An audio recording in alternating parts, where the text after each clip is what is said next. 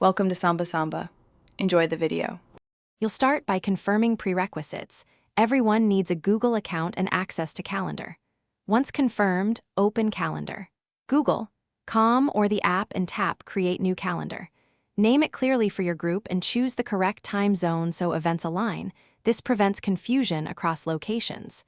Make the calendar visible to the people involved and set initial permissions.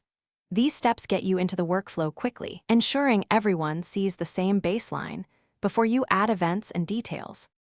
Next, invite friends directly from settings. Share with specific people so they appear in the calendar list. Choose permission levels thoughtfully.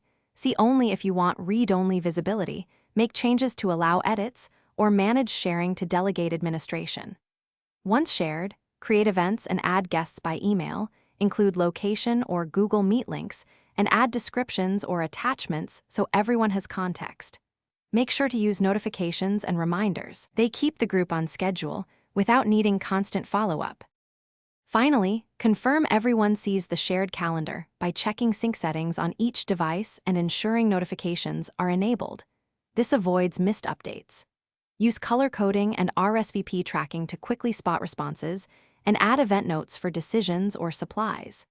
If someone reports missing events, reshare the calendar address, verify they are logged into the correct Google account, and check for duplicate or conflicting calendars in their view. One key troubleshooting tip: re-invite or toggle permissions to force a Thanks for watching. Consider subscribing if we helped you.